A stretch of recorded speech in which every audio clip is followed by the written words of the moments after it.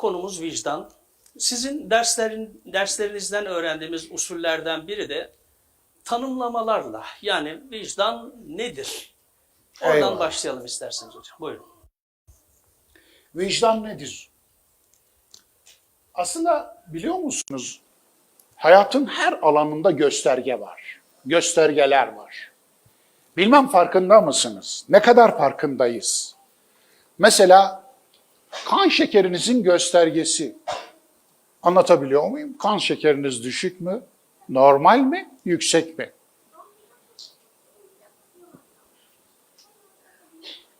Damarınızda devinen kanın göstergesi, kan basıncının göstergesi.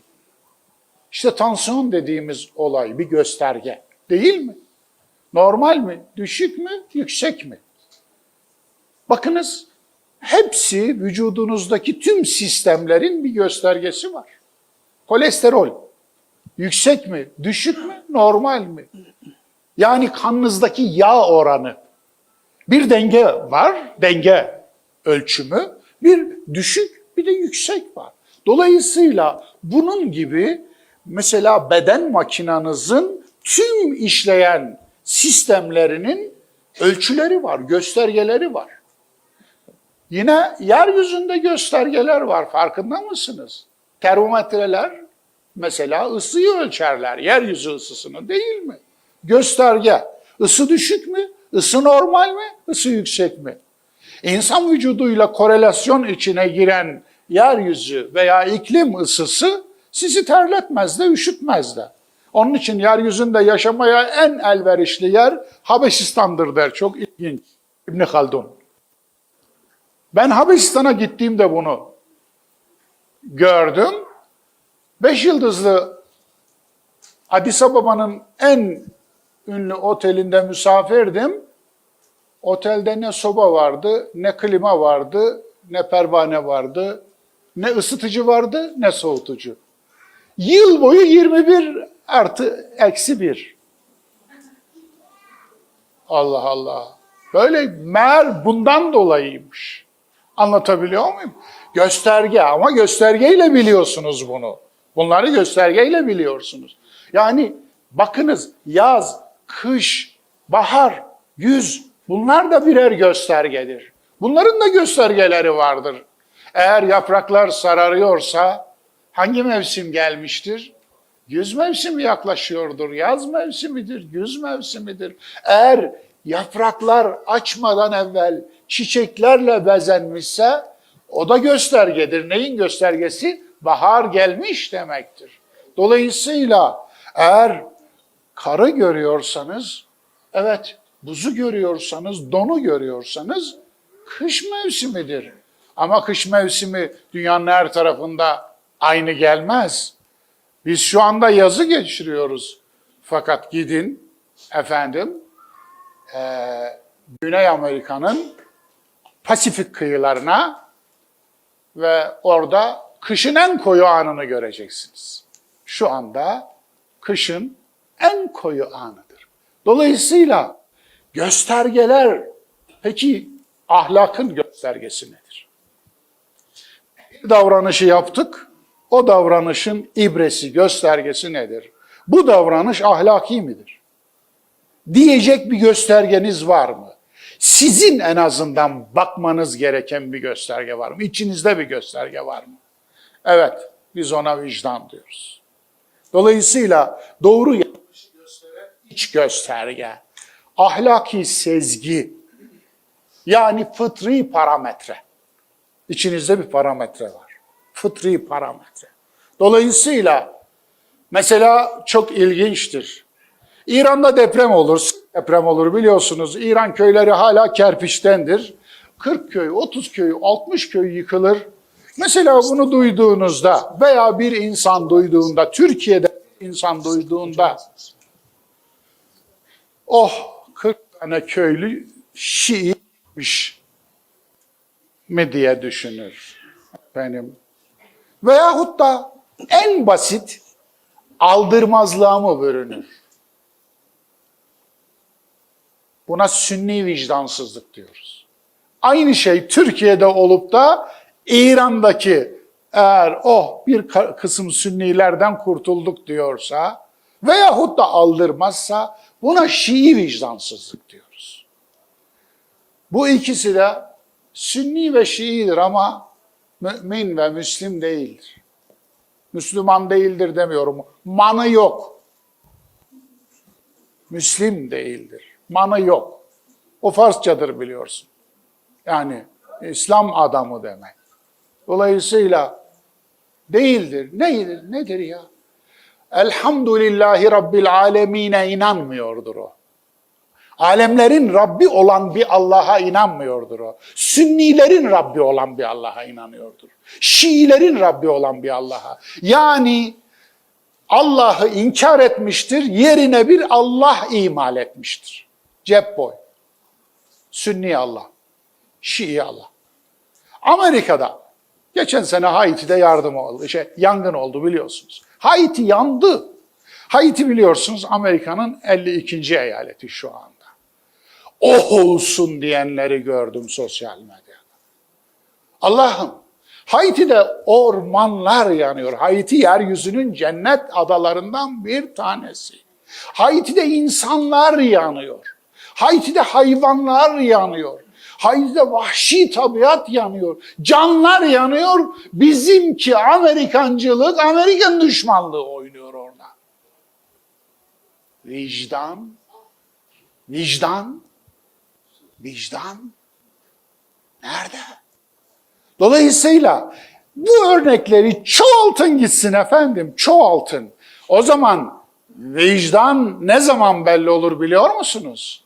Sizin kendisiyle akrabalık, ırk, kültür, din, mezhep, meşrep bağınız olmayan acılar karşısında, olmayan sancılar karşısında, olmayan durumlar karşısındaki konumunuz ve durumunuzu ele verir. Sizi ele verir. Vicdan insanın içindeki alarmdır. Bazen error verir. Anlatabiliyor muyum? Bazen vicdan insanın içindeki zildir. Bazen çalar. Vicdan insanın içindeki metredir. Vicdan insanın içindeki terazidir. Ölçersiniz, onda ölçersiniz. Dolayısıyla ne çekiyor, ne kadar çekiyor, kaç kilo, kaç ton, kaç gram çekiyor. Bazen sarraf terazisidir biliyorsunuz, çok hassas, santimle ölçer, milimetrik ölçer. Bazen de kantardır, tırı tartan, 60 tonu tartan kantardır. Yani ölçtüğünüz şeye göre değişir. Vezinu bil kıstasıl mustakim. Doğru ölçü ile ölçün. Doğru ölçün değil. Doğru ölçmek ayrı bir şey, doğru ölçü ile ölçmek ayrı bir şey. Onun için derim ki, arsayı metreyle, arpayı kiloyla ölç.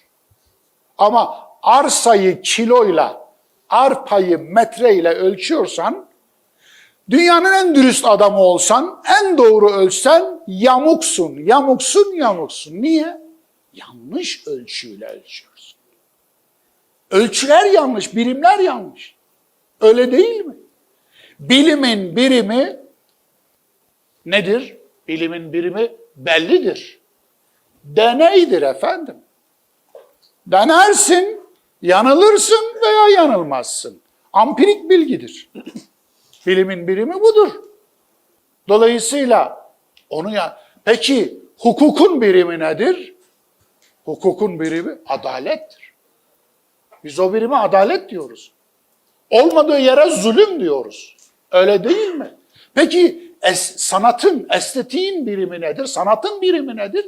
Estetiktir, güzellik. Sanatın birimi. Siz bir levhaya bakıyorsunuz, haram olmuş. Biri mi şaşırdınız? Biri mi şaşırdınız? Orada estetik bir obje var. Estetik üzerinden değerlendireceksiniz. Haram helal üzerinden değil. Onu estetik üzere, kendi birimi üzerinden vezinu bil kıstasıl müstakim. Eğer biriminin dışına çıkardığınız zaman saçma haramlarınız olur. Oraya da geleceğim. Vicdansız dindarlığa da geleceğim. Dolayısıyla uzgörü, içgörü, sağduyu bir sürü kelimeyle izah edilen işte o gösterge. Yani vicdan içimizdeki ayet, içimizdeki Kur'an'dır. Allah'ın konuştuğu yer bazen vicdandır. İnsanın içinden konuşur. Ve siz de bunu anlarsınız. Hatta onu duyar ve dile getirirsiniz. Başınıza bir olay gelir, acı bir olaydır ama ondan bir tatlı elde edersiniz ve Allah'ın konuşmasını şöyle tercüme edersiniz. Rabbim bana bir şamar vurdu ki dedi ki kulum aklını başına al. Nedir bu şimdi? Yani arkadaşlar bana bir şeyler oluyor, vahiy gelmeye başladı falan değil. Nedir peki bu? Vicdanınızdaki sesi duydunuz. Başınıza gelen vicdanınız üzerinden size bir şey söyledi. Nedir? Kulum aklını başına devşir. Güzel bir okuma bu. Onun için yani gördüğünüz gibi vicdan Allah'ın konuştuğu yerdir bazen. Vicdan yanılmaz mı? Yanılır. Siz vicdanı okurken yanılmaz mısınız? Yanılırsınız. Biz Kur'an'ı okurken de yanılıyoruz. Vicdanı okurken de yanılabiliriz. O yanılma payımızı hep akılda tutarak vicdanı okumak zorundayız. Dolayısıyla oraya da inşallah geliriz. Sorulursa onun da cevabını veririz. Vicdan kelimesi Arapça bir kelime ama modern bir kelime. Vecede buldu, vacid bulan, mevcut bulunan, gördüğünüz gibi vücut işte oradan geliyor. Vicdan her an bulunan demek. Vicdan fu'lan vezninden, Arap dilinde, dil felsefesinde bu kalıp sultan, rahman gibidir. Aynı kalıptandır. Ne demektir? Sonsuz, bulunma açısından sonsuz olan demektir. Rahmet açısından sonsuz. 2 ile çarp, 2 ile çarp, 2 ile çarp demiştim Rahman suresinin, affedersiniz isminin, esmasının tefsirinde hatırlarsanız. Elif ve nun Arap dilinde tesniyeyi ifade eder. İkil formu. Elif ve nun. Kalemani, kitabani, Ahmedani, 2 kalem, 2 kitap, 2 Ahmet. Peki tesniyeyi ifade eden bu şey, bu kalıbın arkasına niye geliyor hep? Sultan, elif ve nun. Rahman, elif ve nun. Vicdan, elif ve nun. Niye? Aklına ne geliyorsa 2 ile çarp demektir. Peki 2 ile çarptın, o aklına geldiğine göre onu da 2 ile çarpacaksın. O geldiğine göre onu da. Yani gördüğünüz gibi bulunmak açısından o kadar sabit ki, o kadar temel ki fıtrat deseniz yeridir yani. Onun için vicdan modern bir kelime. Avrupa dillerinde conscience sırf kullanılmaya başlayınca Arap düşünürler bunu koydular. Ama bu demek değildir ki Kur'an'da bu kelime kullanılmıyor, o zaman vicdanı ifade eden bir şey yok. Öyle şey olur mu? Yani tabiattaki hakiki varlıklar varlıklarını isimlerine borçlu değildirler. İsimleri varlıklarını onlara borçludur, hakikatlere borçludur, olgulara borçludur. Anlatabiliyor muyum? Onun ismi olmasa da o vardır değil mi? Onun için başka bir zaman başka bir şey diyorlardı. Eski Yunan'da vicdanın karşılığı yoktu mesela. Ama eminim ki eski Yunan'da yani epista diyorlardı, sol diyorlardı. Anlatabiliyor muyum? Psike diyorlardı. Yani bunlardan bazılarını vicdan için kullanıyorlardı. Çünkü vicdan hep var. Hep içimizde var. İlk insandan önce de var. İnşallah soru gelince oraya da bakacağız. Vicdan Arapça dedim, modern bir kelime dedim, hep bulunan, yani daima bulunan anlamına gelir. Bugün İngilizce'de conscience, aslında Latince karşılığı conscientia. Conscientia. Kon aslında ortak demek. Evet, ortak. Konfederasyondaki konla aynı. Science oradan geliyor. Ortak bilgi. Bu ortaklık sosyal anlamda bir ortaklık değil. Kolektif anlamında değil.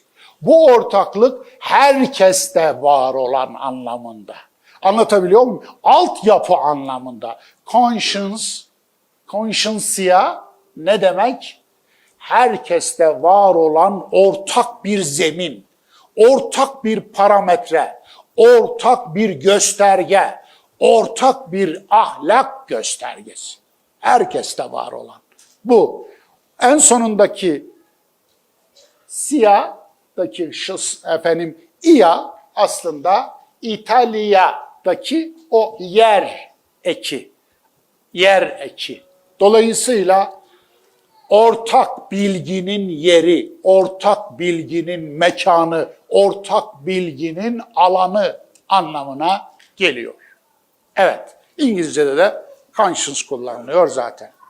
Evet hocam. Bu kadar. Teşekkür ederim hocam. Eyvallah. Peki hocam, Kur'an'da geçer mi vicdan kelimesi veya vicdan nasıl geçiyor Kur'an'da? Eyvallah. Güzel bir soru. Kur'an'da birçok karşılığı var vicdanın, biliyor musunuz? Ama ilginçtir. İslam Ansiklopedisi'nin vicdan maddesini okudum. Allah Allah.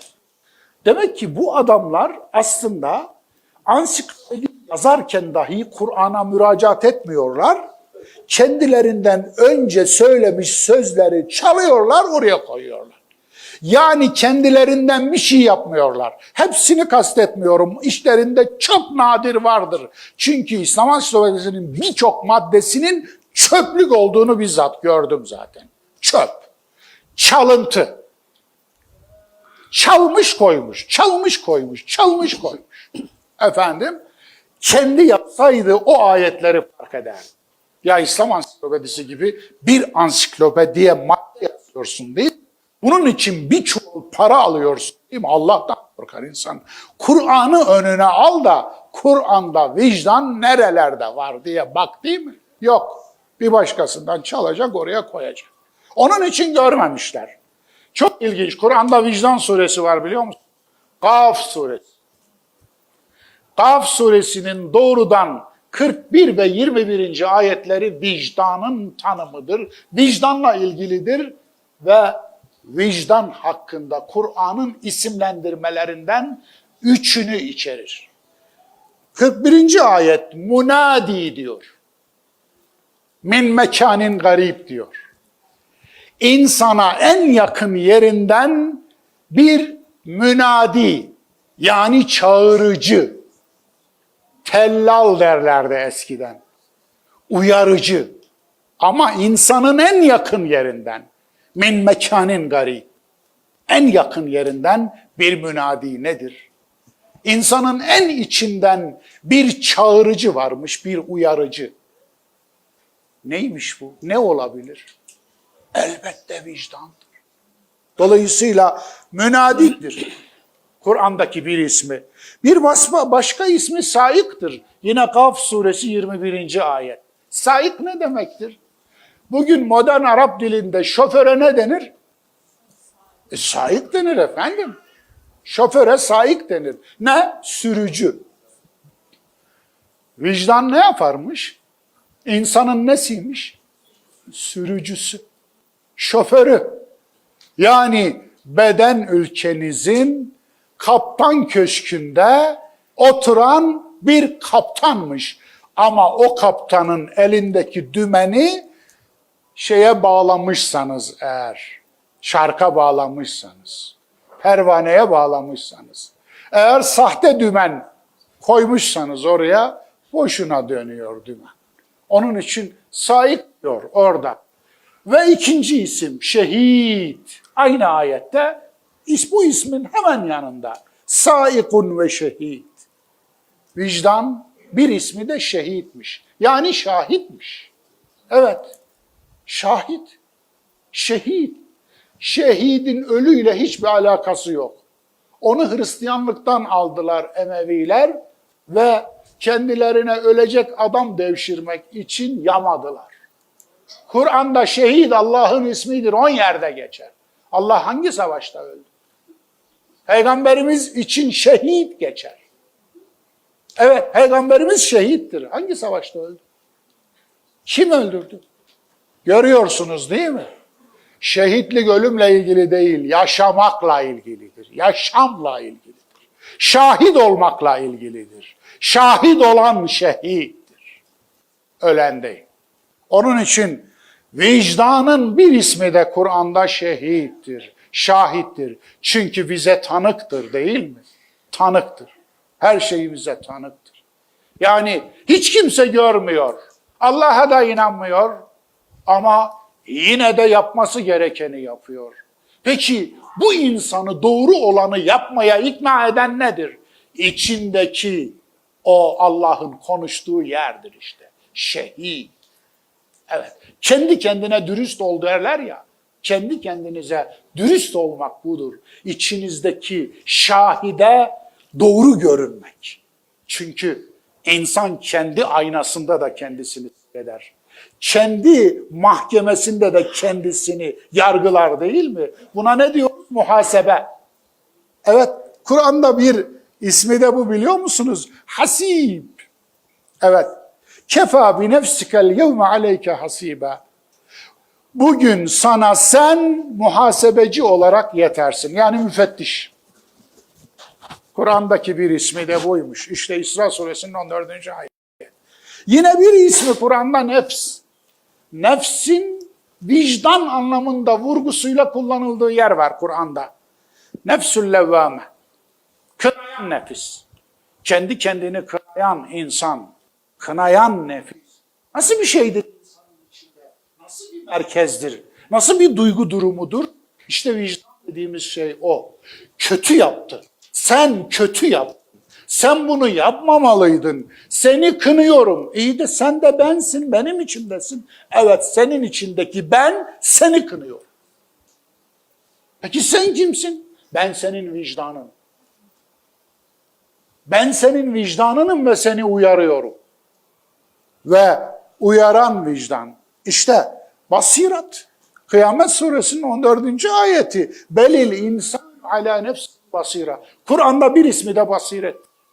Basiret nedir? İçgörü, içgörü. Uzgörü de derler buna. Uzörtüce bir kelimedir. Dolayısıyla kendi kendinizi kendi aynanızda görmek. Basiret de budur. İçinizde bir göz var. Sizi izliyor. Gözü kör olanların içinde de bu göz var. Hatta gözü açık olanlardan daha keskin görür. Gözü görmez olanların içindeki göz. Onun için basiret diyor Kur'an buna. Dolayısıyla Kur'an'da vicdanın birçok ismi var diyeceğim. Yine Fuat. Fuat, Kur'an'da vicdan vurgusuyla kullanılıyor. Her yerde değil. Bazı yerlerde. İnne sem'a vel besara vel fuade kullu ulaike kâne anhu mes'ûlâ. İsra 16. Evet, işitme duyusu, görme duyusu ve fuat. Yani vicdan hepsi mes'uldür. Sorumludur. Dolayısıyla vicdanınız sorumlu olduğu için doğru hesap tutmaktadır. Yamulmamaktadır. Peki vicdan, yamulmayan vicdanı içimizde taşımak istemiyorsak, içinde taşımak istemeyene ne düşüyor? Vicdanının üzerine kalın bir beton örtmek. Beton. Hani betonu çok seviyoruz ya millet olarak. Bakın ağaçta neymiş? İyi. Pisliği var, gazeli var, yaprağı var, döküntüsü var. Böyle mis gibi sereceksin betonu. İçine de demiri dikeceksin. Mis gibi değil mi efendim? Şehirlerinizi, cennet gibi ormanlarınızı, cennet gibi şehirlerinizi cehenneme çevireceksiniz. İşte kafir. Mimari kafir. Anlatabiliyor muyum? Ya kafir örten demek. Çiftçiye de kafir denir Arapçada. Niye? Tohumun üstünü örttüğü için. Kur'an'da bu anlamıyla, kelime anlamıyla da kullanılır. Vicdanının üstünü örtmek, vicdan kafiri olmaktır. Vicdanının nankörü olmaktır. Ahlaken nankör demektir zaten. Dolayısıyla fuat, hicr son olarak Kur'an'da bir de hicr kullanılır. Nedir? ذَٰلِكَ قَدْمُ لِذ۪ي hicr. Bu işte bu öyle bir yemindir ki kim için yemindir? Hicr için yemindir. Hicr sahibi için yemindir. Hicr sahibi nedir? Hicr aslında. Öyle. Kaya demektir. Hacer var ya. Evet, taş, kaya. Lök gibi taş. Aslında röper taşı. Vicdan röper taşıymış. Röper taşı nedir? Mihenk taşı. Duymuşsunuzdur. Yani uzaydan ölçümler, daha doğrusu uydu ölçümleri yapılmadan evvel, dijital çağdan önce daha yakın zamanlara kadar tüm arazi ölçümleri, tüm kadastro ölçümleri röper taşları üzerinden yapılırdı. Arazide, açık araziye çıktığınızda bir betonu tarlanızın kenarında dökülmüş bulursunuz. O betonu yerinden çıkarmanın suç olduğunu biliyor musunuz? Cezası vardır. Dolayısıyla çünkü mahkemeye düşen arazi ihtilaflarında arazi sahiplerine ölçüm oradan yapılır. Kim kimden ne çaldıysa ona göre alınır ve ona verilir. Dolayısıyla röper taşı, vicdan insanın içindeki röper taşı. Bu kullanımda var. Bunların hepsine isim diyoruz ama teknik olarak isim diyoruz. Yoksa sıfattır bunlar. Sıfat nedir? İşte duyarsınız. Arapçada devenin 300 tane ismi var. Şunun 500 tane, aslanın 500 tane. Mübalağa tabii efendim. Tutun ki 100 tane olsun. Buna isim denmez. Sıfat denir. Aslında bir ismi vardır, gerisi onun sıfatıdır. Allah'ın da 99 ismi vardır diyoruz. Hayır, ismi değil. Sıfatı vardır. Bir ismi vardır. Allah, gerisi onun sıfatıdır. Allahu Kerimun, Allahu Rahimun, Allahu Azimun, Allahu Aliyyun, Allahu Rahmanun, Allahu Rahimun. Dolayısıyla Allah hepsinin ismidir, gerisi sıfatıdır. Yani niteliğidir. Dolayısıyla özelliğidir, niteliğidir. Onun için bunlar vicdanın niteliğidir. Vicdan bazen yanar. İşte o fuat olur ismi. Vicdan bazen gösterge olur. İşte o zaman göz olur yani. Göz gösterir, görür. O zaman vicdanın ismi basirettir. Vicdan bazen röper taşı olur. Ölçümler oradan alınır. O zaman vicdanın sıfatı, ismi hicr olur vesaire. İşte böyle değişir. Bu kadar efendim. Eyvallah hocam, Allah razı olsun. Evet. Tabii vicdanın ahlakla ilişkisini, dinle ilişkisini inşallah geleceğiz. Biraz daha dostlarımız sabredecektir hocam. Sinir sistemimizin hücreleri kendince bir devreler oluştururken hocam malum inşa ederken elde ettiği bilgileri ve bu bilgiler ışığında davranışları yönlendirmesi mümkün. Eyvallah. Bu anlamda vicdanın nörobiyolojik kökeniyle ilgili Evet. şeyler söylemek ister misiniz? Hiçbir şey söylemesem, çünkü söylemeye başlarsam 3 saat yetmez buna. Efendim, ne yapayım, nasıl diyeyim, yani özetin özeti olacak efendim. Bir şeyler söyleyeyim madem Lütfen. öyle. Değerli dostlar, vicdanın nörobiyolojik altyapısı beyindir, zihindir. Evet.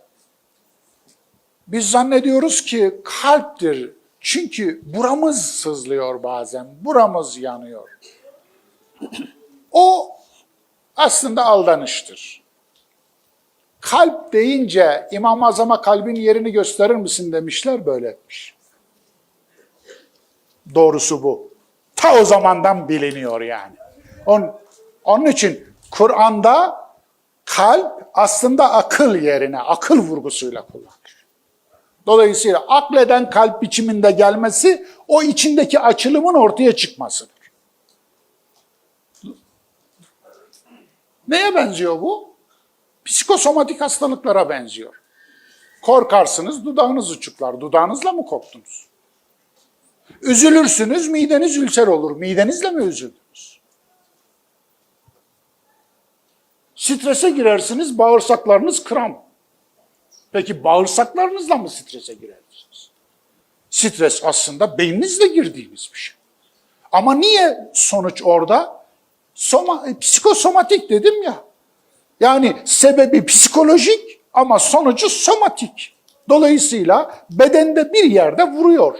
Onun için buradaki çarpıntı aslında insan zihnindeki oluşumların ve o durumun sonucunda salgılamaların, hormonların, moleküllerin kalpte yaptığı çarpıntı. Onun için yani bir şeyin semptomunun olduğu yer, hastalığın olduğu yer olmayabilir mi doktorlarım? Efendim Ömer Bey orada, efendim değerli hanımefendi. Öyle değil mi?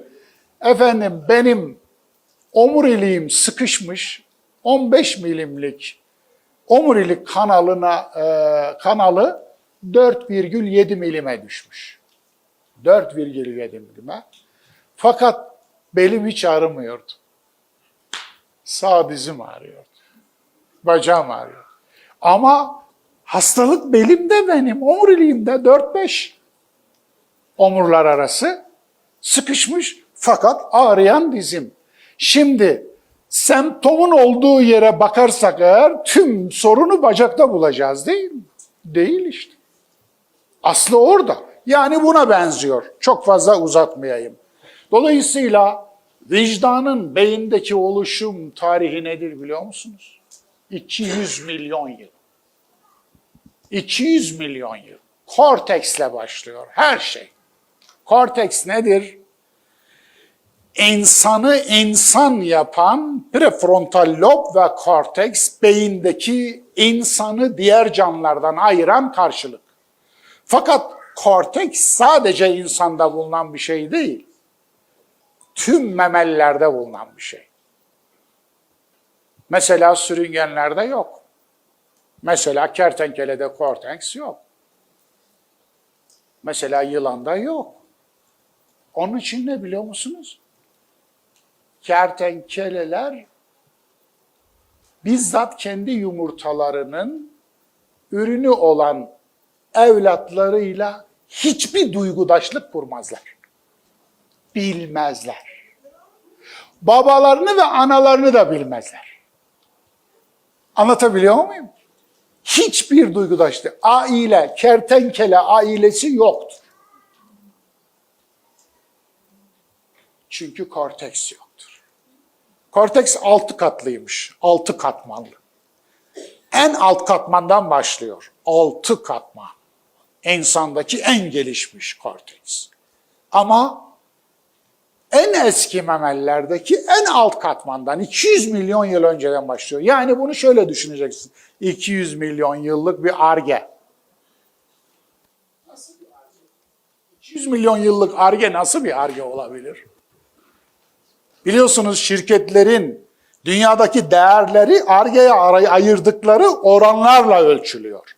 Ar-Ge'ye ne kadar çok ayırıyorsa bir şirket o kadar küresel şirket sayılıyor. Peki 200 milyon yıl ayıran bir şirket nedir? Eyvallah. Dolayısıyla 200 milyon yıllık bir geçmişi var bunun.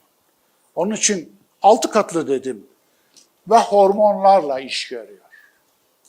Korteksin tüm beyin üzerinde ve hatta biliyorsunuz hormon üreten organ yani beyinden bağırsağa kadar, amigdaladan pineal beze kadar hepsi hormonlar üretiyor. Birçok hormon üretim mekanizması var. Endokrin salgı bezlerinin tamamı hormon üreten bezler vesaire. Dolayısıyla bunlar üretiyorlar. Ve ilk üretim nereden başlıyor? Dopaminden başlıyor. Dopamin ne? Aslında temel 2 güdümüz var biliyorsunuz. Yaşamda kalma güdüsü, soyunu sürdürme güdüsü. Soyunu sürdürme güdüsünün hormonu dopamin. Dopamin, zevk hormonu, haz hormonu. Allah'a dopamini yarattığı için teşekkür borçlu olduğumuzu biliyorsunuz değil mi? Bunu bilin. Yani tamam, dopaminin geri tehlikeli bölgesi var. Hepsinin var zaten. Dinin geri tehlikeli bölgesi var. Görmüyor musunuz? Kur'an'ın geri tehlikeli bölgesi var ya. Hocam ne yapıyorsun sen? Sapıttın mı? Yok. Yok. Şifâ'ul lil mu'minin ve la yezidu'z zalimine illa hasara. Kur'an'dan öğrendim ben bunu. Kur'an'ın geri tehlikeli bölgesi olduğunu. Ne demek bu? Kendisine güvenenler için şifadır. Kendisine güvenmeyenlerin hüsranını artırır. Nasıl buldunuz? Evet öyle ya. Geri tehlikeli bölge aslında şu. Geri tepmesiz toplar var bir de geri tepmeli toplar var. Toplar ikiye ayrılır. Evet, topçusunuz Orhan Hocam. Doğru mu söyledim? Geri tepmeli topların 30 metre arkasına manken koyarlar. 30 metre gerideki mankeni devirir. Anlatabiliyor muyum? Niye? Öyle bir tepmesi vardır ki o baruttan kaynaklanan patlamanın şiddeti arkadaki insanı da devirir. Onun için topu patlattıklarında hemen kaybolurlar etrafında. Niye? Arkadakini de vurur çünkü. Yani öyle. Onun için dopaminle başladık. Dopamin zevk hormonu, haz hormonu, ödül hormonu da denir buna. Şartlı refleks kuramında Pavlov köpeğine onu öğretmişti değil mi? Önceleri yemi görünce köpeğin salyası akıyordu. Sonraları yem vermedi, çan çaldı Pavlov. Rus bilgin, yüzyılın başında, 20. yüzyılın başında çan çaldı. Çanın arkasından yem verdi. 1, 2, 3, 4. köpek çan sesi duyunca salya akıtmaya başladı. Çünkü biliyordu çanın arkasından yem geliyor. Dolayısıyla aslında şartlı refleks bu. Dolayısıyla köpekler şartlı refleks. Peki insana şartlı refleksle yaşamak yakışır mı? İnsan köpek mi? Ama birçok insan şartlı reflekslerle yaşıyor. Hani derler ya, derler değil ben demiştim ya. O kadar çok şey söyledim ki kendi dediklerimi de unutuyorum. İnsanı fareden ayıran şey, peynirin peynir olduğunu tanımak değildir. Çünkü peyniri fare de bilir demiştim. Fare de bilmese peynire gelir mi koşup? Peki nedir insanı fareden ayıran şey? Bu peyniri buraya kim niye koydu? Bu soruyu insan sorar. Peynir büyük, yol kısa ise avcı vardır. Neden o insanoğlu hep büyük peynir ve kısa yollara taliptir? Büyük peynir, kısa yol. Büyük peynir, faresi. Evet, şartlı refleksle düşünüyorsun. Yani kısa devre yapıyorsun. Ne yapıyorsun? Marş sistemini aradan çıkarmışsın, kırmızı kabloyu yapmışsın, birbirine kontak yaptırıp arabayı yürüteceksin. Anlatabiliyor muyum? Yani bozuyorsun. İnsanı bozuyorsun. Onun için beyindeki doğal sistemi kullansana. Uzak yolları kullansana. Uzak yollar iyidir bakın. Düşünmek budur zaten. Düşünmek araya bir es vermektir. Düşünmek aklına geleni yapmamaktır. Düşünmek aklına geleni akıl süzgecinden geçirmektir. İmbikten geçir ki harika olsun. Öyle değil mi? Gül suyu olsun. İmbikten geçir. Dolayısıyla oradan geçireceksin. Düşünmediğin zaman ne oluyor? Kısa devre yapıyorsun. Beyin tasarrufu demiştim buna. Biliyor musunuz siz? İnsan beyninde bilginin bizatihi biyoloji olduğunu, biyolojiye dönüştüğünü. Bilgi, biliyorsunuz, biyolojik bir şey değildir. Bilgi aslında madde dışıdır. Maddi bir varlık değildir bilgi. Maddenin kendisi bilgidir, doğru. Ama bilginin kendisi madde değildir. Peki, ya 2 kere 2, 4. Bu madde değildir. Ama beyin bilgiyi biyolojiye dönüştürüyor. Nasıl? Nöronlar arasındaki sinaps yeni bir bilgiyle ilave uzuyor, iplikçik uzuyor. İplikçik uzuyor, yol uzuyor, yol yapılıyor beyinde, yol. Ve beyinde yapılan yollar çoğaldıkça beyindeki çözüm mekanizmaları da çoğalıyor. İşte o zaman aklını kullanmış oluyorsun. İşte o zaman aklını kullanan üstüne pisliği yağdırmaz Allah diyor. O zaman hakkını veriyorsun. Dolayısıyla bilginin fiziki ve biyolojik varlığa dönüştüğünü aklımızdan çıkarmayalım. Evet, ondan sonra oksitosin. İkinci hormon. Bağlanma hormonu. Aslında vicdan yapan hormon demiş. Kim demiş? Patricia Churchward. Bu eseri içinizde özellikle hekimlere ve alanla ilgilenenlere, psikolojiyle ilgilenenlere şiddetle değil, ısrarla tavsiye. Şiddet onun içinde de olmasın. Evet. Efendim, şiddet toplumuyuz zaten. Evet, ısrarla tavsiye ediyorum. Koç yayınlarından çıktı. Koç Üniversitesi yayınlarından. Ve efendim, Conscience orijinal ismi. Türkçesi de vicdan zaten. Patricia Churchward var. Muhteşem bir iş çıkarmış. Ben öyle bir eser okumadım, bilmiyorum. Sinan Hoca'ya sorsak efendim, acaba benzeri bir başka eser var mı? Yoksa gerçekten yok mu? Bilmiyorum. Dolayısıyla efendim, gerçekten de tümü hemen hemen ampirik bilgiye dayalı. Acayip. Özellikle oksitosin bölümünde çayır sıçanları üzerine Larry Young denilen bir adamın ekibiyle birlikte bir ömrünü vermesi hayretimi mucib oldu. Ya Gâşiye suresi 17. ayetle dünyada, İslam tarihinde, insanlık tarihinde bu ayetin en çok hakkını veren insanlardan ilk üçünü say deseler, biri Darwin olur, biri de Larry Young olur. Sen tut bir ömrünü kaya sıçanlarıyla çayır sıçanları arasındaki farkı araştırmaya ada. Ya sıçan deyip geçiyorsunuz değil mi? Değil işte. Çayır sıçanları tek eşliymiş. Daima ama. Kaya sıçanları da maşallah. Efendim. Sınır yok. Sınır yok. Niye maşallah dedikse maşallahımızı geri alıyoruz. Geri alıyoruz. Laboratuvarda çok ciddi analizler özellikle beyinlerine odaklanılıyor ve tek eşli çayır sıçanlarındaki patlama yapan hormonun oksitosin hormonu olduğu görülüyor. Çok ilginç. Oksitosin yani bağlanma hormonu. Aslında aldırma da diyebilirim. Bu benim koyduğum bir isim olur. Aldırma hormonu, aldırma hormonu. Yani aldırma, aldırmama. Evet.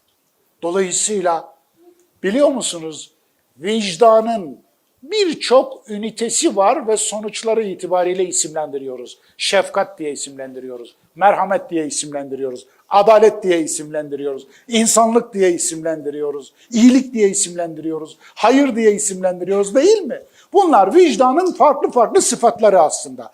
Peki bunların tamamının temelinde bir şey var, bir şart. Nedir o biliyor musunuz? Aldırma. Aldırdıktan sonra ancak şefkatli olabilirsiniz. Önce aldıracaksınız. Yani onun varlığına karşı duyarlı olacaksınız. Ondan sonra şefkat, ondan sonra merhamet, ondan sonra adalet, ondan sonra hayır, ondan sonra hasenat geliyor değil mi? Ama önce aldıracaksınız. Aldırmazlık vicdansızlıktır. Peşine. Nötr değildir aldırmazlık. Aldırmazlık. Oksitosin hormonu. Çok ilginç. Efendim? Bağlanma hormonu bu. Biliyor musunuz? Annelerin bebelerini emzirme sistemi oksitosin hormonuyla aktive ediliyor. Çok ilginç. Bu konuda problem yaşayan annelere dışarıdan oksitosin ilavesi veriyorlar. Dolayısıyla yani bağlanma hormonu. Aslında bunların hepsi, bu hormonların hepsi birer öğrenme biçimine de işaret ediyor, biliyor musunuz?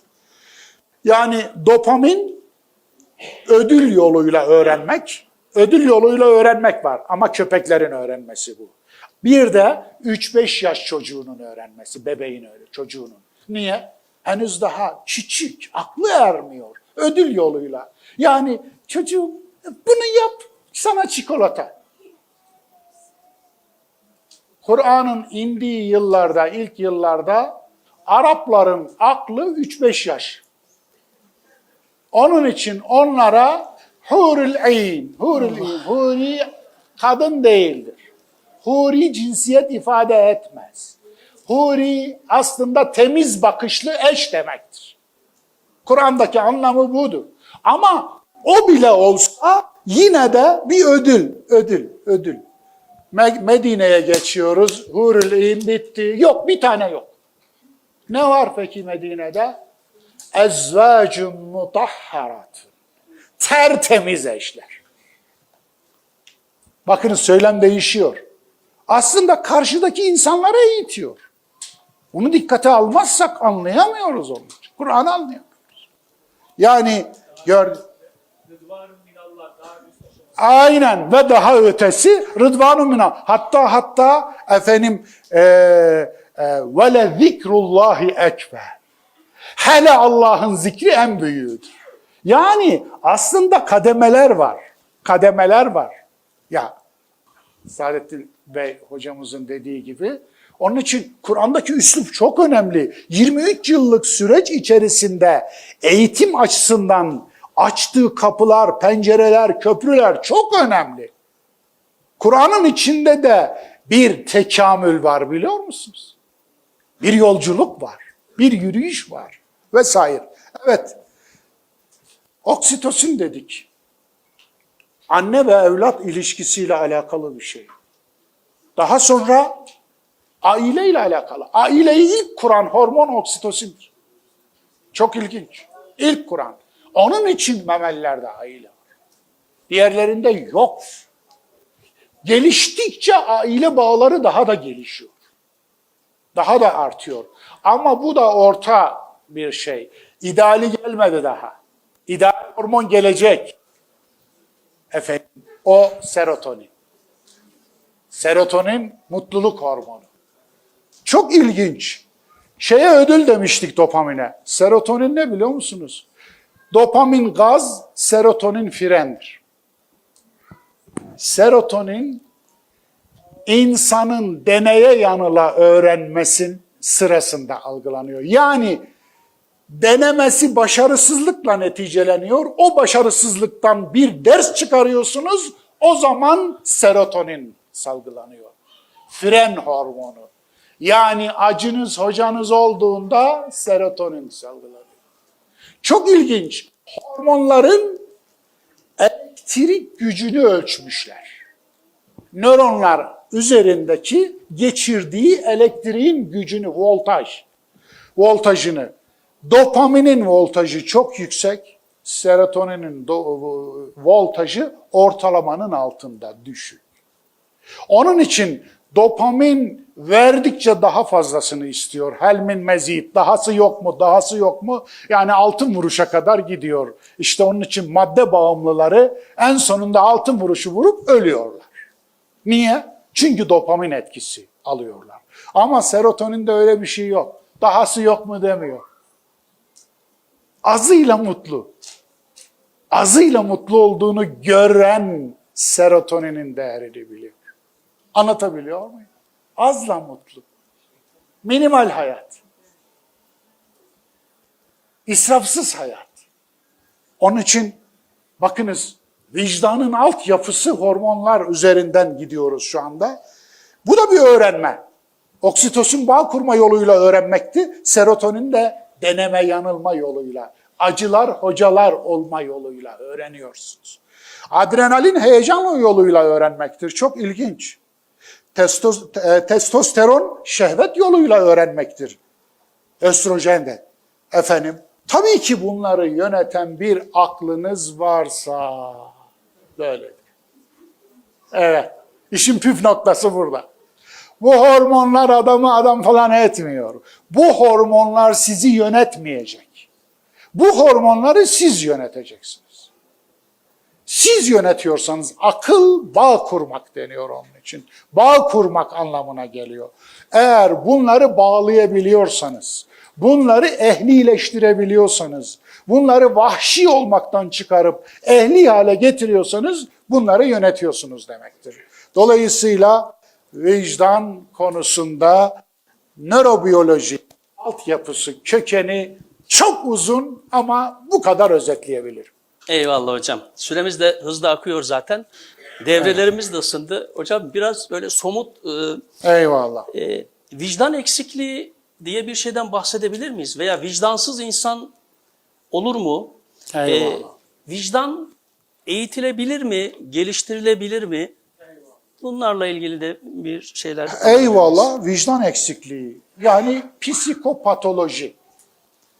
Efendim, yani psikopat diyoruz kısaca değil mi? Efendim, aslında bir sürü nevrotik tipler var mesela. Efendim, şizofren tipler var mesela. Psikopat tipler var, sosyopat tipler var. Yani narsist tipler var, sadist tipler var. Bir sürü ismi var bunların. Bunların her biri farklı bir aslında hastalık türü. Farklı bir sapma türü. Ama hepsi gelip aynı yere düğümleniyor. Vicdan. Hepsi gelip oraya. Narsist, sadist, empati yoksunu, utanmaz, nevrotik, sahtekar, iyi insan taklidi yapar mesela. Evet. Bu tip. İyi insan taklidi. İyi insan olmaz. İyi insan taklidi yapar. Yani olmakla görünmek arasında tercihi hep görünmekten yanadır. Olmakla hiçbir şeyi yok, derdi yok. Olmak diye bir derdi yok. Hep görünmek, iyi olmak değil. Cömert görünmek ister ama cömert olmak değil. İyi insan olmak istemez, iyi insan gibi görünmek ister. Hayır sahibi olmak istemez ama hayır sahibi gibi görünmek ister. Yani gördüğünüz gibi görünmekten yana yapmıştır tercihini, olmaktan yana değil. Niye? Çünkü Rabbul Alemin'e inanmıyor. El alem ne der Tanrısına inanıyor. Anlatabiliyor muyum? El alem ne der Tanrısı? El alem ne der? Onun için de onlara göre yapıyor yaptığını. O nedenle maskeli tipler var, şizofren tipler. Hatta çok yüzlü. 2 kişilikli değil, çok kişilikli. Ya şu anda kiminle muhatap oluyorum, kiminle müşerref oluyorum deseniz kendisi bile şaşırmıştır. Hatta maskesini o kadar yüz yerine takmıştır ki artık maskesini yüzü gibi zannetmeye başlamıştır ve maskesine göre kendini değiştiriyor. Anlatabiliyor muyum? Bu kalemun gibi. Maskesine göre değiştiriyor. Tanıyamıyorsunuz. Nasıl tanıyacaksınız ki? 40 yıllık adam dostumdu şöyle yaptı. Hayır. Tanıyamamışsınız. Tanıyamamışsınız. Evet. Siz tanıyamamışsınız. İnsan tanıma noksanınız var. Onu tamamlamanız lazım. Dolayısıyla vicdan eksikliği patolojik biçiminde kendisini dışa vuruyor. Vicdan eksilir. Evet. Vicdansız dediğimiz insan vicdansız değildir. Vicdanının ya örtmüştür ya pasif hale geçirmiştir. Aktif vicdan değilse pasiftir. Vicdan aktif olmama haline bir vicdansız diyoruz. Akıl aktif olmama haline biz akılsız diyoruz. Yoksa deli ayrı bir kategoridir. Deli mükellef değildir. Ama aptal, akılsızlık mükelleftir. Öyle değil mi? Sorumludur. Aptallık yapan bir insan sorumludur. Deli mükellef değildir. Deliden Allah da hesap sormaz. Onun için farklı şeyler. Dolayısıyla bu anlamda biz bir şeyin yokluğu halinde değil, onun kullanılmaması haline diyoruz. İradesiz dediğimiz insan irade olmadığı için değil ki, iradesini kullanmadığı için. Bilinci olmayan insan bilinç mekanizması olmadığı için değil ki, bilincini kullanmadığı için. Dolayısıyla bu anlamda vicdan eksikliği bir sürü farklı patolojik sonuçlar veriyor ortaya.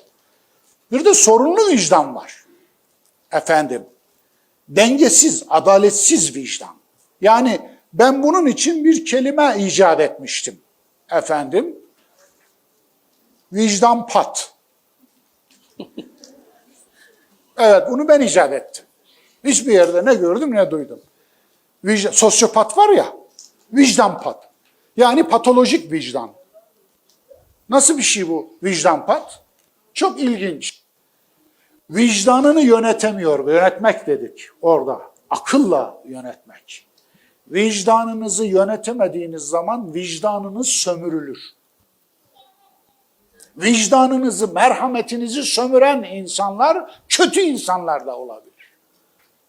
Yönetemediğiniz zaman. Onun için hiçbir şeyin frensizi makbul değil. Yani ya vicdan iyidir madem, vicdanın şeyi de iyidir. Ne derler? İfratı da iyidir. Hayır, ifratı ifrattır. Bir dengesi vardır. Dolayısıyla vicdanın da dengesi var. Pasif vicdan. Vicdan pasif olur mu? İşte zaten onu söylüyorum. Hiperaktif vicdan da var. Biyolojik denge var biliyorsunuz bedenimizde. Yani vestibüler sistem var. O biyolojik dengemizi veriyor. İşte kulaktaki öz çekiç, o küçük kemikler. Ondan sonra frontal lob, ondan sonra beyincik, ondan sonra beyin sapı efendim sizi dengede tutuyor, ayakta tutuyor efendim. Yoksa dengenizi kaybediyorsunuz. Yani yıkılıyorsunuz, devriliyorsunuz. İki ayak üzerinde durmamız kolay olmadı. Büyük bir emek verdik, çok büyük bir emek verdik. İki ayak üzerinde durmak için biz nelere katlanıyoruz biliyor musunuz? Her anne doğum sancısını insanoğlu iki ayak üzerinde dursun diye yaşıyor. Her bebek, her insan evladı prematüre doğmayı iki ayak üzerinde yürümenin bir bedeli olarak ödüyor. Hepimiz prematüre doğuyoruz. Hepimiz. Çünkü beyin tamamen olgunlaşmıyor. Olgunlaşınca doğamıyor.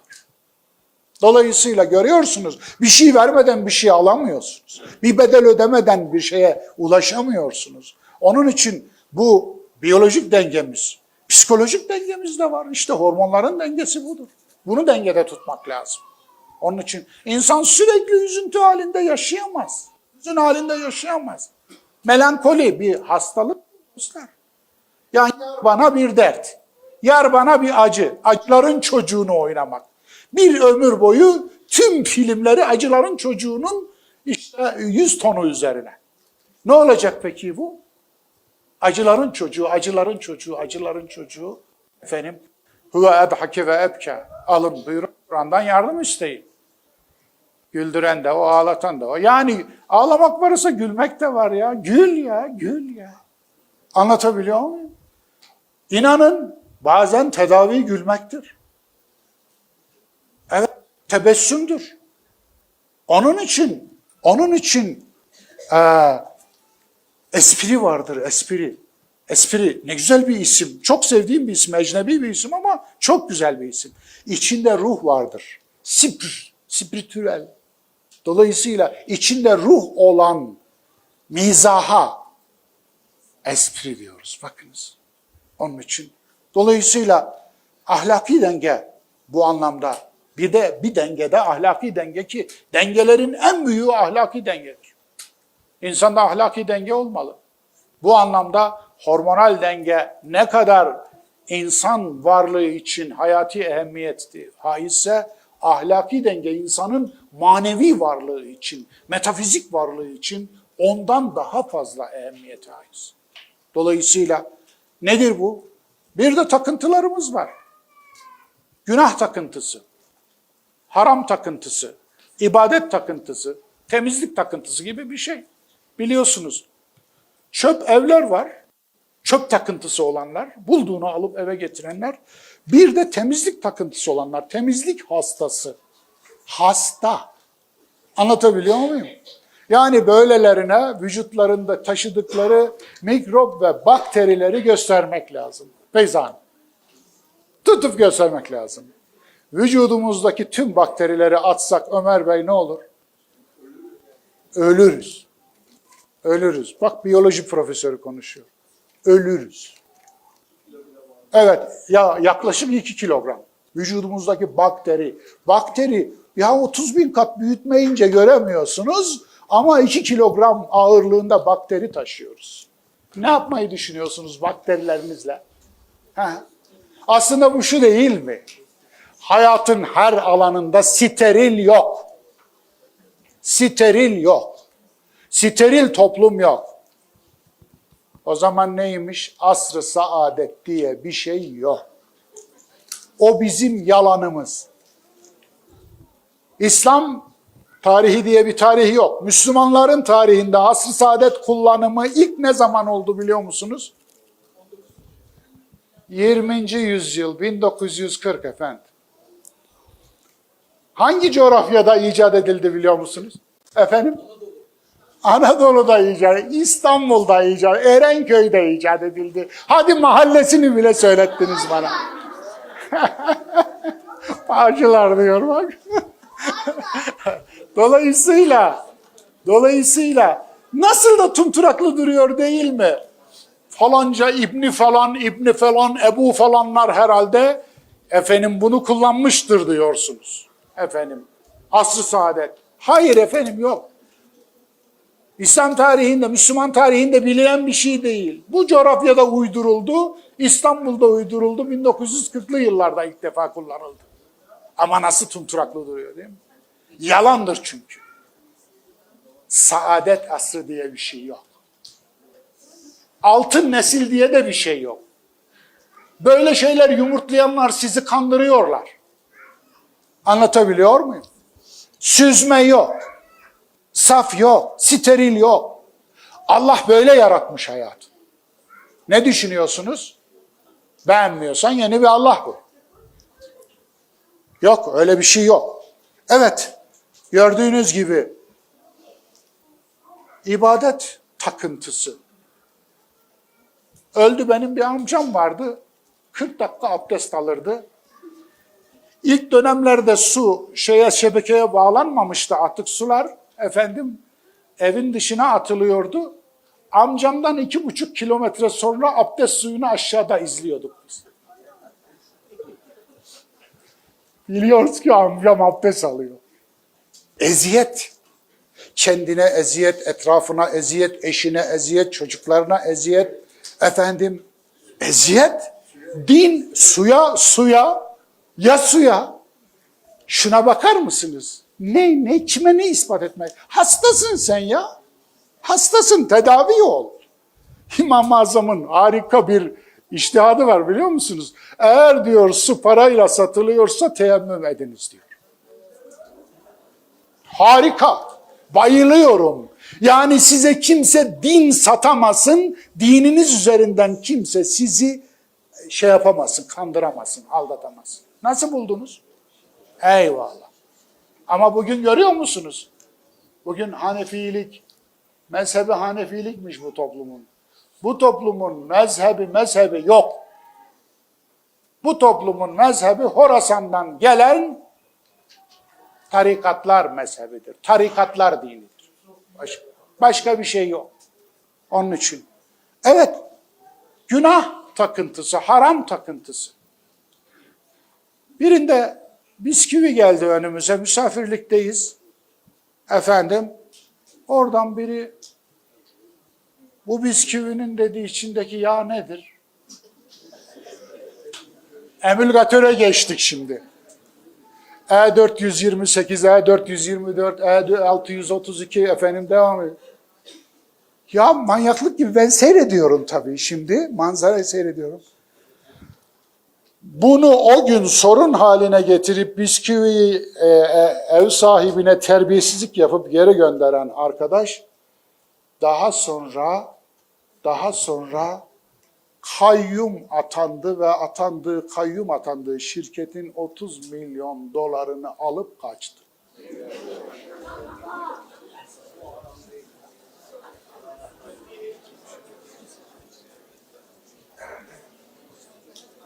Bu kardeşiniz öyle şeyler gördü ki bu tip davranışları gördüğünüz anda mim koyun, mühim.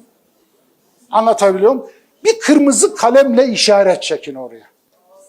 Yani patolojik dindarlık, hastalıklı dindarlık.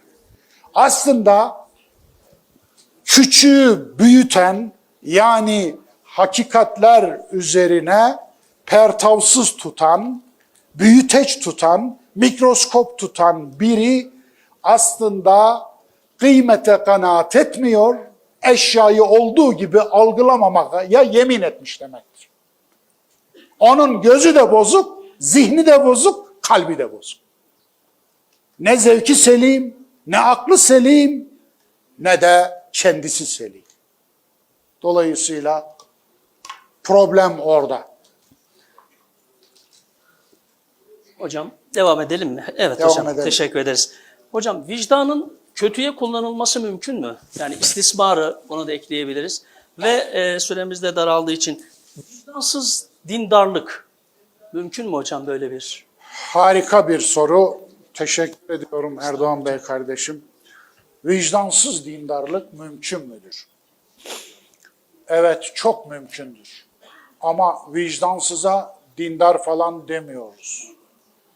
Vicdansız din olmaz. Din aslında vicdanı doğru kullanmak için bir kullanım kılavuzu. Vicdana yardımcı olmak için var din. Din aslında insanın tüm ilahi vahiylerden önce Allah'ın içine koyduğu dindir. Anlatabiliyor muyum? Yani fıtrattır. Fıtratallahilleti, Rum 30'u hatırlayın, fıtrat ayetini hatırlayın. Fıtrat aslında insanın Allah'ın içine yerleştirdiği dindir. Aslında Müslüman olmak nedir biliyor musunuz? En doğal haliyle Müslüman olmak nedir biliyor musunuz? Doğuştaki fıtratına dönmektir. Bir ilave almak değil, aldığı ilaveleri atmaktır. Aldığı ilaveleri atmaktır. Din aslında aksesuar takınmak değildir. Din aslında fazlalıkları atıp arınmaktır. Tezkiye ve tasfiyedir. Arınmaktır. Onun için bebeklik haline dönün, dininiz olsun. İslam dediğimiz böyle bir yoldu. Böyle bir yoldu. Böyle bir akıştı. Kim bu akışın önünü kesti ve durdurdu suyun akışını, kokuttu, toksik oldu, enfekte etti ve hastalık yaydı. Onun için fıtratallahilleti fataran nase aleyha. Dinin vasfı neydi? Eddinul kayyim. Değerler dini. Dinen kıyemen, farklı bir formda. Değerler dini, kıymetler dini. Değerler dindir, din değerlerdir. Evet, ikisine de çevirebilirsiniz. Ama değerleri yok, dini var. Ağzına kadar din dolu, konuştuğu zaman din kusuyor fakat hiçbir ilkesi yok. Nerede şimdi bu? Ne oldu bu? Bir dine en büyük kötülüğü dinsizler değil, böyle dinciler yapıyor işte. Evet.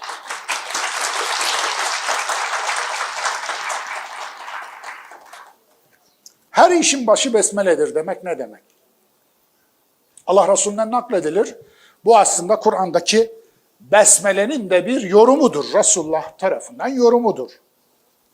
Kur'an onayladığı için, Kur'an'ın onayladığı Resulullah'ın bu gibi yorumlarını, tefsirlerini ben doğru bulurum. Cerh ve tadille işim yok. Ona bakmaya da gerek yok. Her işin başı besmeledir. Budur. Aslında her işin başı besmeledir. Her işin başında Bismillahirrahmanirrahim çeken besmeleli değildir. Besmeleli olmak farklı bir şeydir. Hani şu kontak anahtarı yapmışlar. Arabaya takınca besmele çekiyordu. Gördünüz mü hiç onu? İşte bu kafa onu. O zikirmatik çürümüşlüğü var ya. Zikirmatik çürümüşlüğünün besmele çürümüşlüğü de bu. Bu versiyon. Bırakın canım, bu Müslüman olsun, sana ne yani? Allah Allah, kartlardan eğer oluyorsa bu iş, kartlar cennete girsin. Sana ne güzel. Sana ne yani? Dolayısıyla her işin başı besmeledir demek, şefkatsiz din besmelesizdir demek. Şefkatsiz din besmelesizdir demek. Anlatabiliyor muyum? Yani içinde Rahman ve Rahim'in tecellisi olmayan, yansıması olmayan, içinde merhamet olmayan bir dindarlık besmelesiz dindarlıktır. Dindarlığın besmelesi yok be senin. Gayrimeşru dindarlık. Dolayısıyla sen o dindarlıkla ne yapacaksın? Senin başına bela. Ne yapacaksın? İçinde vicdan yoksa orada din yoktur. Evet, içinde vicdan yoksa orada din yoktur. Din bir insanın vicdanını geliştirmiyorsa, din o insanın vicdanını öldürüyor demektir. Vicdansız dindarlık olur mu sorusunun hadis dinini vicdan mahkemesinde yargılamaya ne dersiniz cevap olarak? Hadis dinini vicdan mahkemesinde bir yargılayalım. Kertenkeleyi 100 vuruşta, bir vuruşta öldür, 100 sevap al. Efendim, dinden döneni öldür.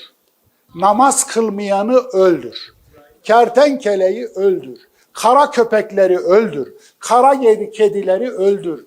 Öldür, öldür, öldür, öldür, öldür. Söyler misiniz? Kimin dini bu? Allah'ın değil. Nasıl uydurdunuz bunu? Bu din diriltmek üzere, dirilten, can veren, el hay olan Allah. Sizse öldür için gelmişsiniz yeryüzüne. Öldür, öldür, öldür. Şuna bakın. Buna din mi diyorsunuz siz? Şimdi kelle kesiyor. Bilmem izlediniz mi? İzleyin Allah aşkına. Ben dayanamıyorum efendim. Ben şey yapamıyorum. Ona kadar konforlusunuz.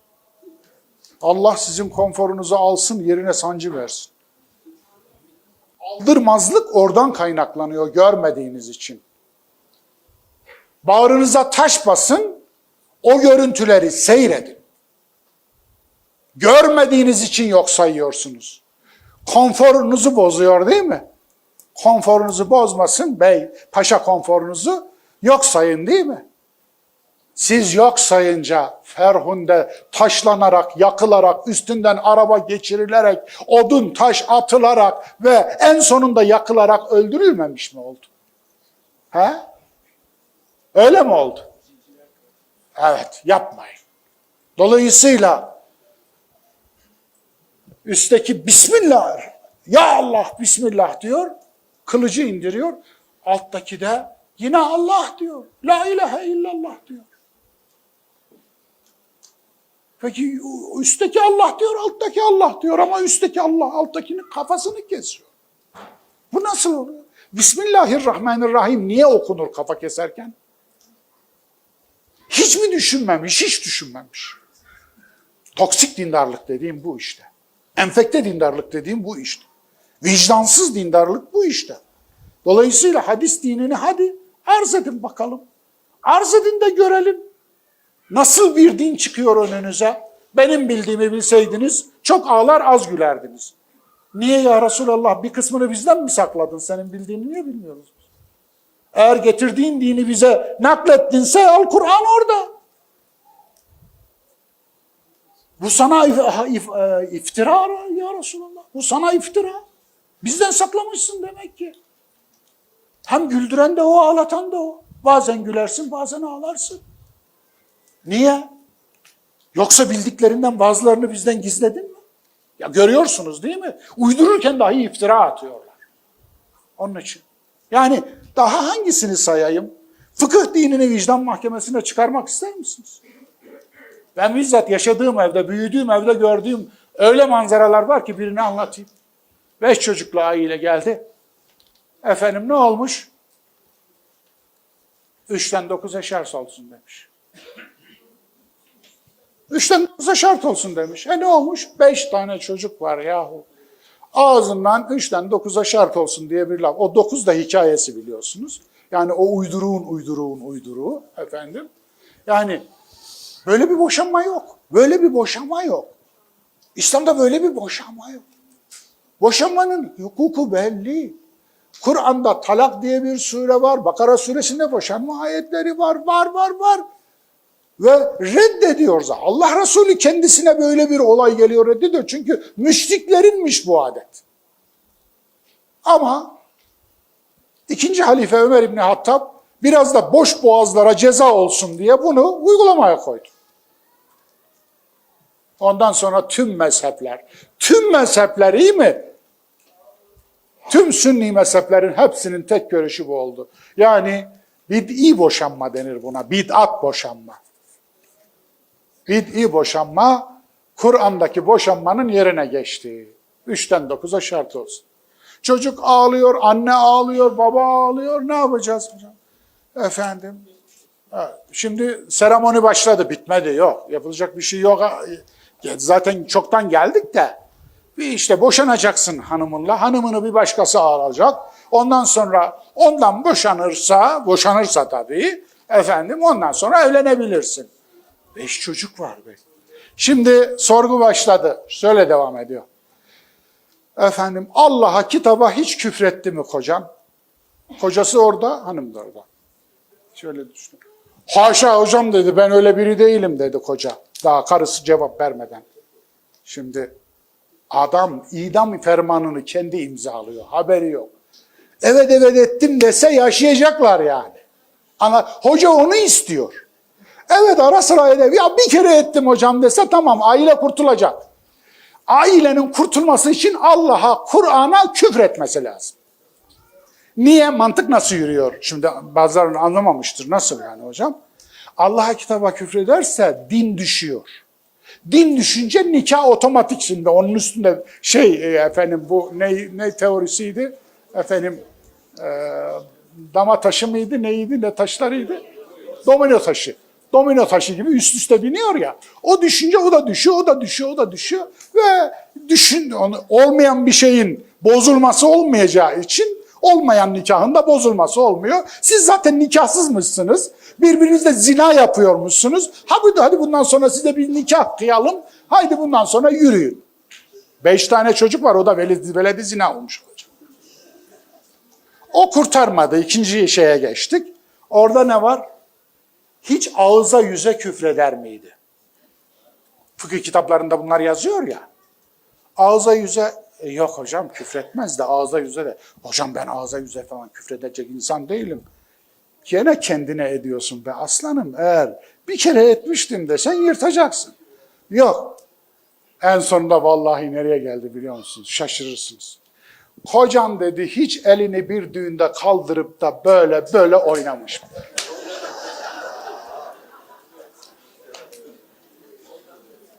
Biliyor musunuz? Fıkıh kitaplarında bu da var. Elini kaldırdığı an nikah düşerdi ya. Allah! Ya! Vicdan ve din ha! Vicdansız dindarlık. Nasıl bir fıkhınız var sizin? Nasıl bir fıkhınız var? Nereden nasıl uydurdunuz bunları da millete? Siz oturduğunuz yerden bu kadar kolay mı geçti zannediyorsunuz bu yüzyıllar?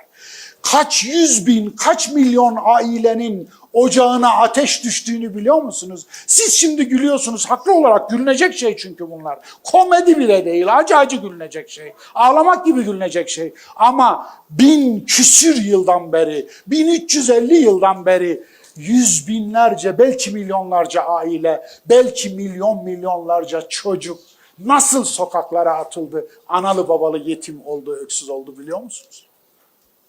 Şimdi siz buna din mi diyorsunuz? Yani fazla bile yaşadı. Fazla bile yaşadı. Uydurulmuş dine karşı beni savaş verirken görüp de ama hoca da sert konuşuyor diyen kardeş çok yumuşaksın.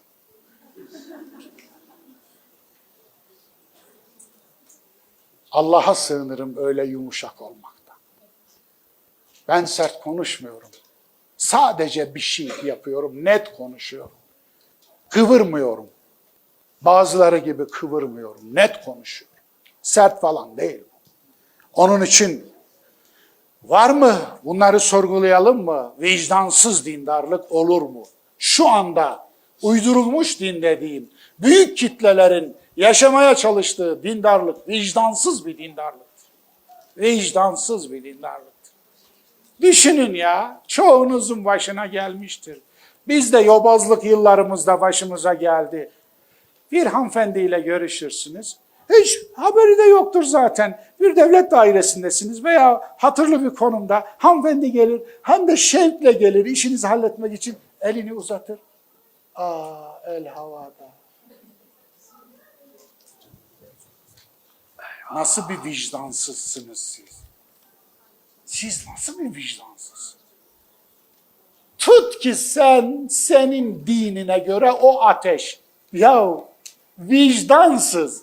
Ateş olsa adam 2 saniye tutar be. Bırak da elin yansın yanacaksa. Allah'tan kork be. Nasıl bir vicdansızsın sen? Nasıl bir insafsızsın? Karşıdakinin haysiyetini kırıyorsun. Onurunu kırıyorsun. Hatırını kırıyorsun. Gönlünü kırıyorsun. Dahası din hakkında öyle bir imaj veriyorsun ki o ondan sonra zaten din dedi mi diyenler sınıfına girecektir. Siz nasıl bir vicdansızsınız? Bunu da takva diye adlandırmanız yok mu? Vallahi tüy dikiyor, tüy. O tüy dikmenin hikayesini internetten okuyun. Evet, vicdansız dindarlık olur. Böyle olur. En hafifi bu. En hafifi bu. Şimdi düşünebiliyor musun? Götürdük diyor. İstanbul'da 2 sene evvel bana bir rehber geldi. Bayağı bir ünlü rehbermiş meğerse. Hatta rehberlik yaptığı İngiliz turistlerden birkaçını da almış gelmiş. Odama misafir. Hocam diyor, ben dünyanın her tarafında rehberlik yaptım diyor. Ukrayna'da da yaptım diyor. Ukrayna'da diyor hacıları diyor seks turizmine götürdük diyor. Evet. Evet bu böyle. Daha beterleri var. Onları anlatmıyorum. Bak ben biraz ortadan anlatıyorum. Adam diyor ne halt edecekse diyor zaten her şey ayarlanmış diyor. Otele gidiliyor, gelmiyor, yapılıyor Lokantaya götürdük diyor. Gelmiş bana diyor. Diyor ki diyor. Sor bu mutfakta domuz eti pişiyor mu? Aynı kapta eti pişirmesin. Gece sen sabaha kadar zina ettin diyor. Ahlaksız. Yani domuz eti yeme, her haltı ye. Anlatabiliyor muyum? Böyle bir dine döndü, evrildi çok. Onun için vicdansız dindarlık deyince o kadar anlatacak çok şey var. Ve bu dindarlığın kurbanlarına gelelim mi? Bugün sizin ateist, deist, agnostik, dinsiz, imansız, dine mesafeli, dinle işi yok, Allah'la işini kopardı, ilişkisini kesti dediğiniz insanlar var ya, %99,9'u kesinlikle bu vicdansız dindarlığın kurbanıdır. Öyle midir?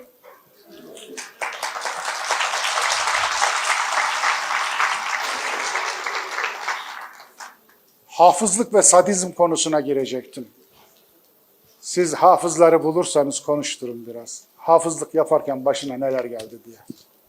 Size anlatsınlar, neler anlatacaklarına küçük dilinizi yutacaksınız. Benim bir sürü talebem var, bu salonda da hafız talebelerim var. Hafızlık yaparken başlarına gelenleri dinleyemezsiniz, dinlemek istemezsiniz. Evet, öyledir. Dahası da var. O en hafifi, en ehvenini söylediniz siz. Oraya geçmiyorum İğne ucu kadar kuru yer kalmayıncaya kadar yıkanacak. İğne ucu fıkı. Saçının tek teli bile. Bu fıkıhtan bahsediyorum. Bu da vicdansız fıkıhtır işte. Anlatabiliyor muyum? Yani siz nasıl bir Allah'a inanıyorsunuz ya? Şimdi siz banyo yapacaksınız, gusül abdesti alacaksınız. Allah veya Allah'ın melekleri görevli gelecek. Ellerinde bir mikroskop, vücudunuzun her tarafında gezilecekleri iğne ucu kadar bir kuru yer kalmış. Böyle bir Allah'ınız mı var sizin? Gerçekten böyle bir Allah'a mı inanıyorsunuz? Ne kadar küçültmüşsünüz ben görmeyeli ilahınızı. Alemlerin Rabbi olan Allah başka bir Allah. Senin inandığın Allah o değil. Sen uydurmuşsun onu. Bu kadar küçük şeyle mi uğraşıyor zannediyorsun? Evet. 2 teoloji vardı, 3 teoloji oldu veya ikisini çeşitlendirebiliriz.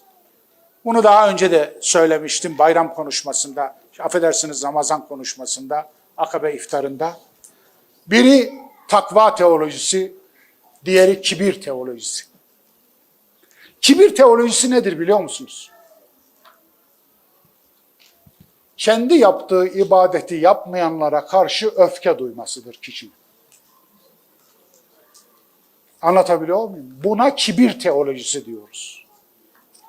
O ibadeti yapmıyor diye veya o dini kuralı uygulamıyor diye ona öfke duyuyorsun. Yani içinde tek bir duygu çeşidi var, o da kin, buğz, öfke. Niye? Kibir. Sana kazandırdığı tek şey o yaptığın şeyin kibirdir de ondan. Çünkü kendini ondan üstün görüyorsun. Kendini cennetlik, onu cehennemlik görüyorsun. Kendini kurtulmuş, onu batmış görüyorsun. Kendini Allah'a yakın, onu uzak görüyorsun. Kendini mümin, onu kafir görüyorsun. Evet ondan. Onun için kibir teolojisiyle bakıyorsun. Aslında yaptığın dini kurallar sana tevazu kazandırmıyor, iyilik kazandırmıyor. Sana alçak gönüllülük kazandırmıyor, alçaklık kazandırıyor. Niye? Çünkü ahlaksız oluyorsun. Onunla kibirleniyor, gururlanıyor. Oysa o yaptığın şey eğer gerçekten dini olsaydı senin tevazunu artırırdı. Alçak gönüllülüğünü artırırdı. İyiliğini artırırdı, iyiliğini. Şefkatini, merhametini artırırdı. Sen şefkatini kaybetmişsin insanlara karşı. Senden olmayan, senin gibi olmayanı cehenneme layık görüyorsun. Demek ki bir cebine cennetin anahtarını, sol cebine cehennemin anahtarlarını koymuşsun. Senin gibi olmayanları cehenneme sokmaktan keyif alıyorsun. Zevk alan bir sadistsin. İşte buna kibir teolojisi diyoruz. Peki tersi ne? Takva teolojisi. Nedir takva teolojisi? Sorumluluk bilincini artırıyorsa senin yaptığın, dini diye yaptığın şey senin sorumluluk bilincini artırıyorsa, işte o zaman sen gerçek bir müminsin. Gerçek bir iman ehlisin. Dolayısıyla sorumluluk bilincini artırmalı ki, yani vicdanını artırmalı. Vicdanını artırıyorsa, oradan pay biçin, oradan kendinize ölçü çekin, oradan bir vicdan parametresi kullanın. Eğer yaptığınız, dindarlık olarak yaptığınız o şey sizin sorumluluğunuzu artırıyor, vicdanınızı ve merhametinizi artırıyorsa, gerçekten Allah ondan razı olmuştur bilin. Ama sizin kibrinizi, gururunuzu, enaniyetinizi artırıyorsa Allah ondan razı olmaz. Bunu böyle bilin. Teşekkür ediyorum. Teşekkür ediyoruz hocam. Sağ olun.